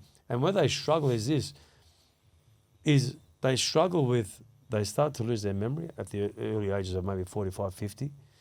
Then now they're struggling because they're not themselves. But they're not even telling you because they're going through this struggle. I'm seeing this already in different sports. But at the same time, I love watching sports. So who am I to judge it? Yeah. You know what I mean? Like I love watching you guys. Yeah. If you go, fuck man, it's well, what are you watching us for? Yeah. You know, we create these warriors, but sometimes when we're creating these warriors, there's a price to pay. And usually the price to pay is like if you're in my family and you're struggling, it's starting to affect me. There's an effect for everything. There's a cause and effect for everything. And like, man, I love training. I love training heavy. When I was young, I wanted to train heavier and get stronger and stronger and stronger. And still today, like I'm at 48, I go, I want to compete against those 20-year-olds. I'm not going to let the 20-year-old beat me. Yeah. The ego's always going to take over. Yeah. And that's why like we've invested in a lot of great equipment here. Yeah. So that way we don't have to do the silly lifts, Yeah. the heavy squats, the heavy deadlifts, all these things that constitute to things that don't make us feel well. Yeah. I don't know if there's a fucking long-winded answer like yours, but that's how I look at, Yeah, you know, sure. Yeah. like look at everything because I see both sides of the coin. Don't get hurt. yeah. like I guess you I'm going see- against my own advice here. No, but it's not the same. I just know sometimes you have to ride the knife's edge. And Yeah, sometimes because you're look- going to get hurt and Look, sometimes you survive. 100% like it's with Tyron Smith. Like Jim Dimmick will go, he's a nut, like not a nutcase, but he goes, I don't know why he still does it stairs, having that much pain. And Tyron's 50. And I go, mate, it doesn't make sense to me. I love both the guys though. Yeah. You know what I mean? I'm good mates with both of them. But one guy's training doesn't make sense to me. And Jim Dimmick goes, he's just going to cause more damage. Not in a bad way, but he goes, I can't do it. It's because he can't do it. Yeah. And it's like, I know I've done the stairs. My back goes. Like my back's fucked for days. And Tyron wants me to keep going and doing those stairs, but then how am I going to train and perform at it, all the other stuff? So, you know, there's He's a give just and take. obviously adapted to it. But he loves it. He loves the rush. How do you stop someone that loves the rush? You can't. Yeah. What's with your pushback with it? Because I noticed that, like, with what we're saying, like, what's your view? You know, you're saying knife's edge, all that sort of stuff. What's your viewpoint on it? I guess like looking back, like look, I look at like dementia, Alzheimer's stuff. Oh, so no, Alzheimer's, is Alzheimer's? Yeah, dementia, Alzheimer's stuff, and I'm like, all right, if we're on that path with like the brain injury stuff around footy and sport, I'm like, looking back, I probably still would have done it anyway. Yeah. 100%. Yeah, Because 100%, man. I can say, like you said, for me that number on the board, that's mine forever. No one's ever gonna have that. I That's get it. mine. I So, get it, Yeah. my kids will walk in there and go, oh, that's our great granddad. He Yeah. made that. For me to see that on my granddad, he's number 3 at the Sharks. Yep. Whatever number is it, I don't even know his number at Tigers, but like I was like, I want that, and there's probably going to be a cost to that.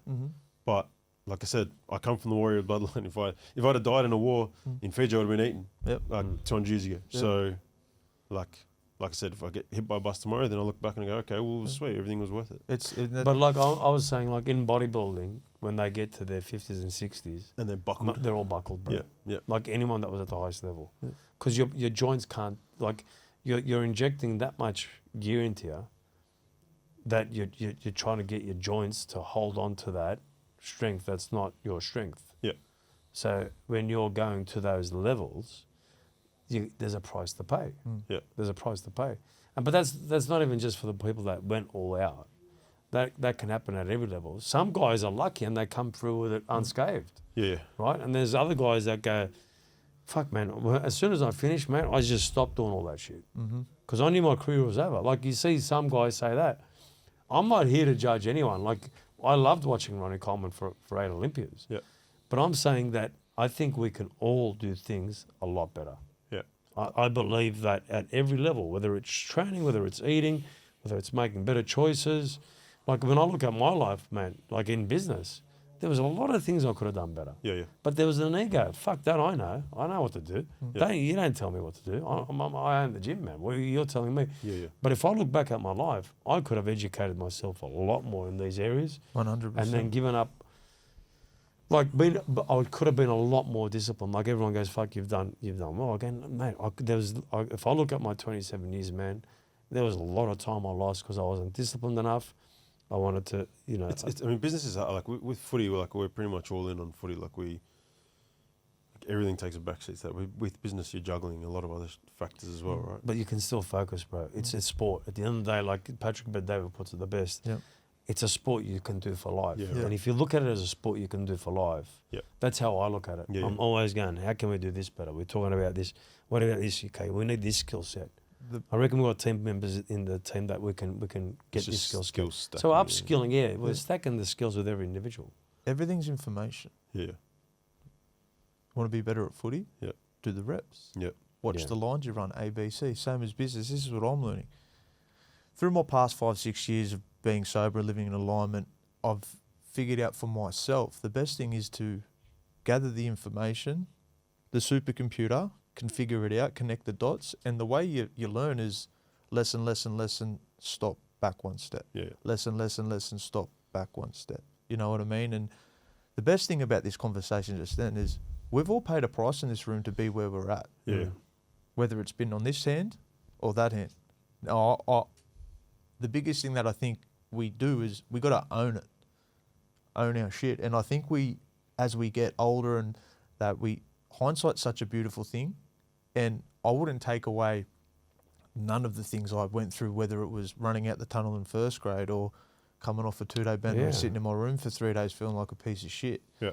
That's my life. That's what got me to where I am now. And where I am now is such a better place than who I was and where I was a decade ago. And that is even when I was playing footy. Yeah. Because of that. So information, man. Information and just living life to the best of our ability. I think you guys have the biggest advantage, to be honest. Like, okay, if you channel now into sport as a business, you're going to find the right people. Like in business now, if someone comes up to me, I look at the character of the individual. If I don't like it, I go, look, we're not going to work together. Yeah. Okay, now if we can build this character, and I every time I push you and challenge you, you're up for the challenge. Okay, that means you're going to grow. That means we're going to be able to do more things together. Yep. Now, if you're not up for that challenge, man, I'll come back every day like a bull, and like you've seen me, every day I'm pushing the barrier of where we can get to. But it's good because it's like a sport. Okay, treat it like a sport. Yeah, that's it. And you're trying to get better every single day, and you're trying to meet better people to get you there. And if you can look at it that way, then it feels like you got a sport. Where's for the life. end point at? In a business, I feel like it's like there's no you've never really earned enough. There's no Think about footy, bro. When do you know when footy's over? I know for myself, it was when I was sick of doing it. I think that's like that in business. I think it must be similar to that. It's like anything, you know. Like if you do it for a long period of time, and maybe the candle just begins to fizzle out. Look, like I'll tell you something. If you have a good year. Well, My granddad was a businessman too, right? So he started Athlete's Foot here in Australia and like grew it to what it is today. Yeah. And his thing is like every year you got to make more money than you made last year. But I'm like, and my missus would probably punch me in the face for saying this because I'm a money, like I'm driven by money, but I'm not driven by money. Like I need money in the bank. Yeah. But like the more I think about it, I'm like, do you like? No, I'll tell you what this it is is. just a trap. Like Part of it. Part of it is a trap, Yeah. of course. I think we live in a fucking man-made prison. yeah, for sure. You know what I mean? Like, look, who says this thing's worth 200 $100, bucks? When look, it's a piece of plastic. So, you know, the first 10 years when me and my brother had our first business at Rockdale, we almost lost the business. This was proper losing. That's the just business. normal in business, right? The No, first but 10 like, years no, usually- but this side of fitness, this wouldn't have happened. Yeah. We were out of the business. Like, we'd go, fuck the fitness industry. yeah. So, and in those 10 years, our wives helped us support put food on the table. Yeah. And my mum. Yeah. Right? But what happened was we got to a point where my brother, we said, mate, this isn't working anymore. And we actually bought the building. We thought if we buy the building, we'll be able to hold it. But that wasn't the case. So we sold the building. And so 3 months later, like we regretted after signing. As soon as we signed, we started regretting our lives. Yeah. So anyway, we're looking at each other. We go, what can we do? Let's go, let's just fucking go for it. And, you know, it's over in 18 months because it settles. Yeah. Anyway, we go to our solicitor and go, listen, how can we get out of it? He goes, you can't.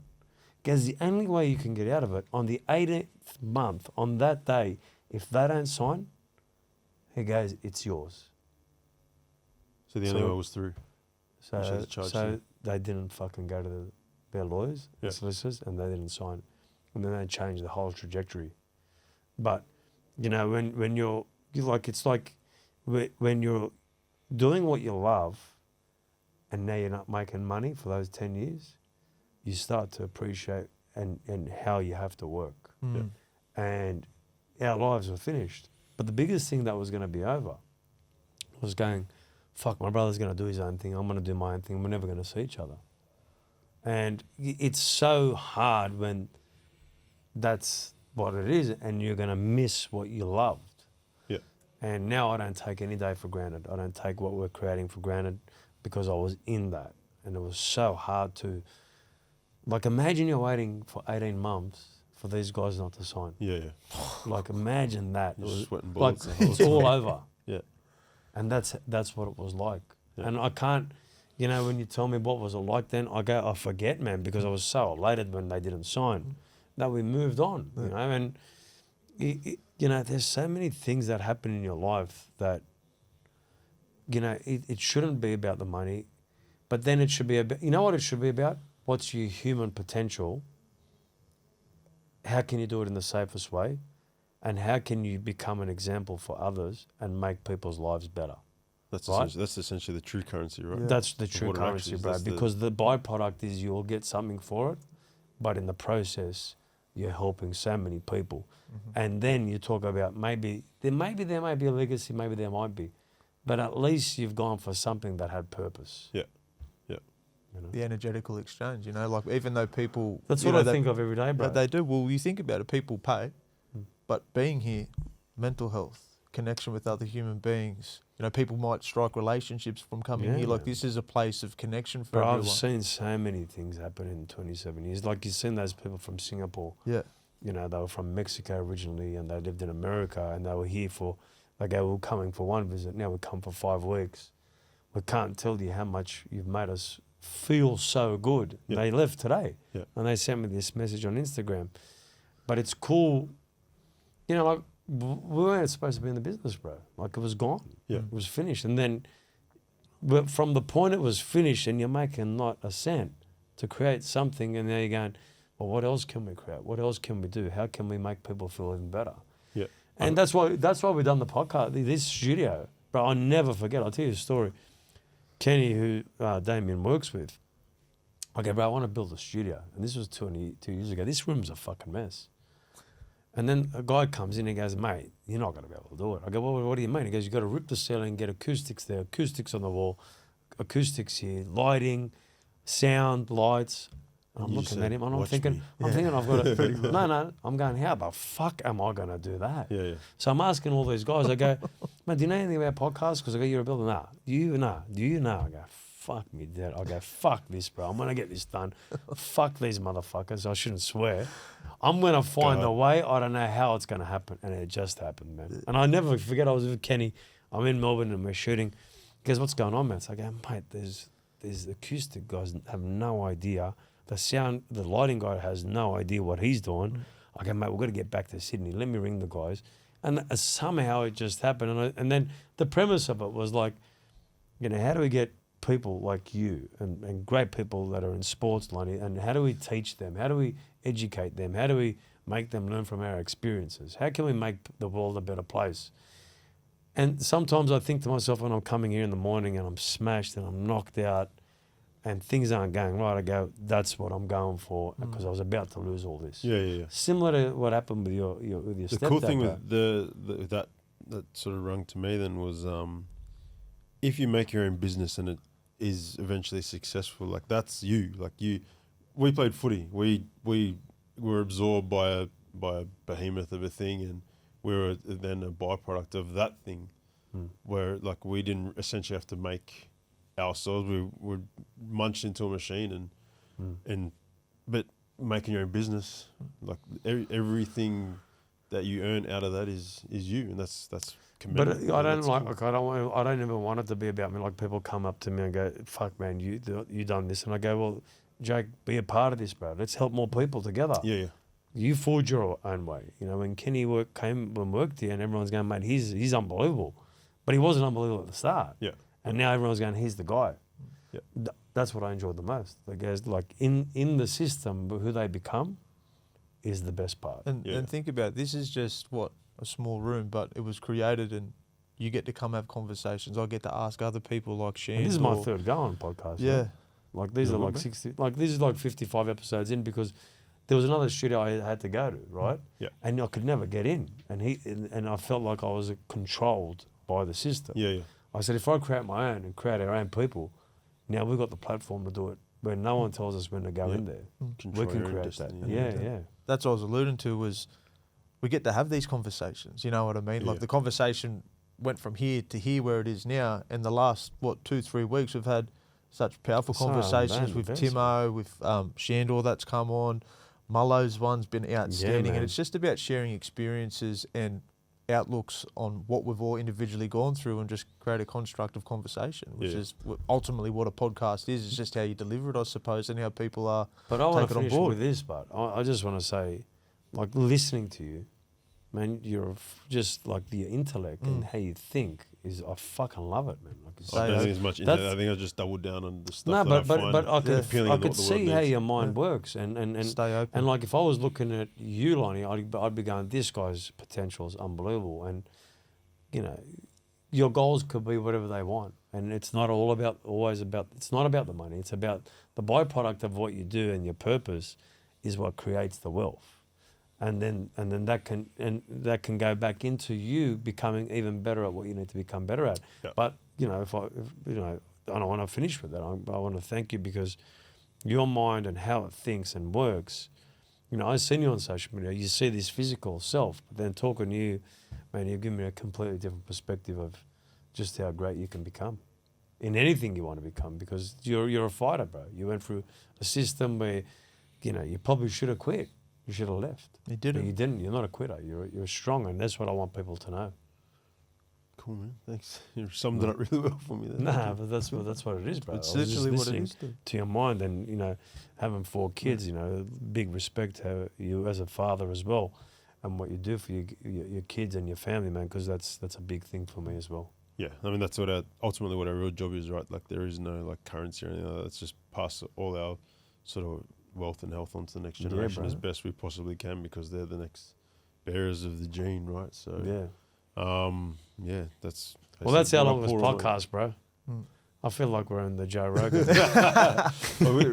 What we're 140. An hour and 20 in this, right? No, I mean, like you could keep going because I You love could. I love that. I love that side of it. Yeah, would you? Maybe we'll get you on in a couple months again and have another go sweet. deep again Let's on do a it. conversation. Yeah, I wanna go bro. deeper, bro. I feel we can get knocked. It could be like a series almost. No, but it's Yeah. what I love the best. Yeah, Like, when it I is. go deep into those conversations because, you know, there's a like. That's where the gold Like, is, bro, I right? came from East Lakes and Redfern. I'll never forget, I went to a funeral of a young 20-year-old, and when I was there with the kids from East Lakes, you know, they looked at me like I was lucky. I came from the same place you came from, That's man. right, that's right. Yeah. I came from the My same dad came place to Australia with $60 in his pocket. So no education or nothing, bro. I Come didn't on. even touch on my dad's stuff today, but That's what I'm like, saying, bro. man, my old boy is like, he came to Australia with $60 in his pocket and could play some footy. And like, off that, he's bought multiple houses here. Doesn't still have more, but like, he rolled the dice on like, Yeah, on man. housing and stuff. But like, we have conversations all the time. He's like, man, I'm lucky. Like, he's grateful for the opportunities that he got out of, like, he was just a worker. Like, Yeah, and that's probably where all that stuff comes from for me too. He just worked. He worked and worked and worked, and he's been lucky enough to live here. He's like the oldest surviving of. Oh, he's still got a brother and sister in Fiji, but a lot of his siblings have passed. A lot of his family have passed, living in Fiji under the conditions they have over there. But he's just grateful. You know, it's like hard work. Like that's him. It's hard work, bro. It's hard work. That's all it is. Hard work, bro. It's hard work And the reps. And the reps. bro. Project Hard Habib, work and reps, a bro. million reps. And look, it applies to everyone, you know? It like, does. You look at, like, the reason why I called it Project Habib, because those guys are, like, they're animals, man. They just attack. Like, the bro fought a bear when he was, like, 9 years old or something like that. Like, man. he still trains with the bear now. So it's like, all right, let's condense that, bottle that, and then take a sip of it ourselves by, look, let's just change our attitude or approach to whatever's shit, and let's just find a way to make it work for us, and whatever we build is going to be beautiful at the end of it, so... Thanks, Lonnie, bro. I really got to know you, and it was like, I mean, we'll talk a lot more. And, Beautiful. and hopefully Thanks see so you much for train up having me here. on, and Loved it, bro. All right, Thank you. Thank you. Thanks, Long. Thank you. Thanks.